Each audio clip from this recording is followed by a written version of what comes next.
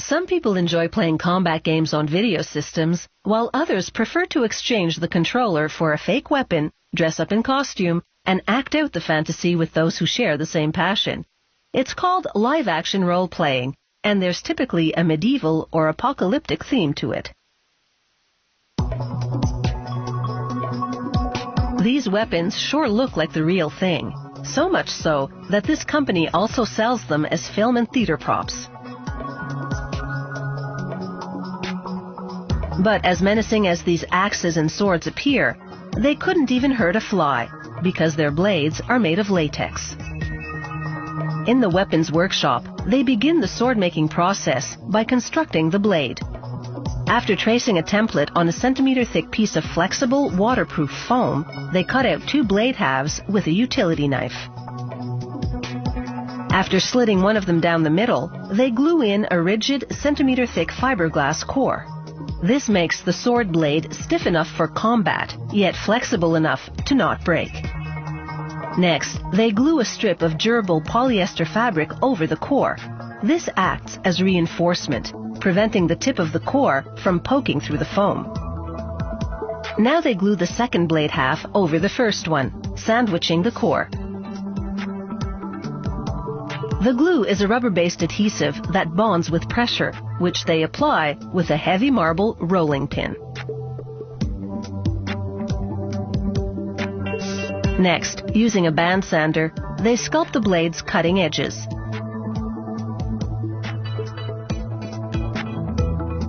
Then they remove the foam residue with a rotary tool.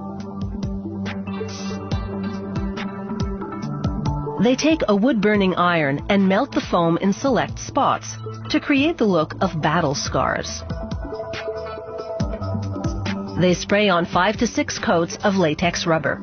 This forms a protective shield over the foam without hindering the blade's flexibility.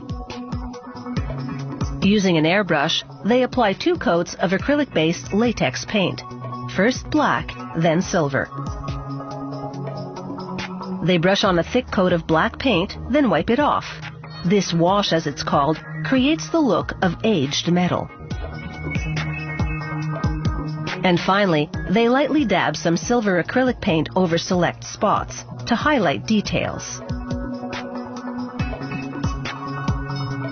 From foam to main component of a lethal weapon in just a few easy steps.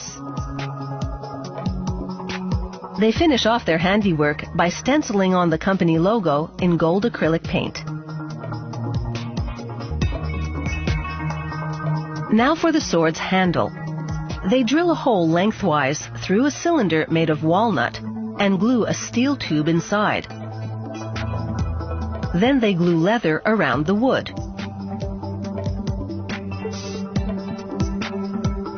And wrap a leather ribbon around it for decoration.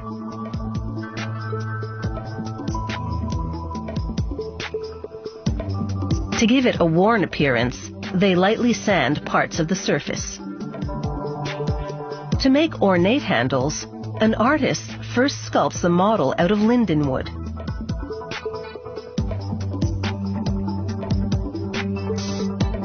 Using that wooden model, they cast a silicone mold. Then they pour rubber into the mold to cast a handle. For that leather-covered wooden handle, they cast only the components above and below it in rubber. After trimming off the excess rubber, they paint it to look like metal.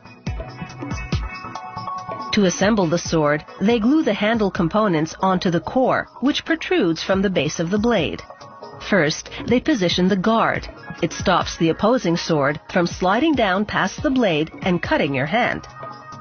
Next, the handle. And last, the pommel. It blocks the end of the handle to prevent the sword from sliding out of your hand.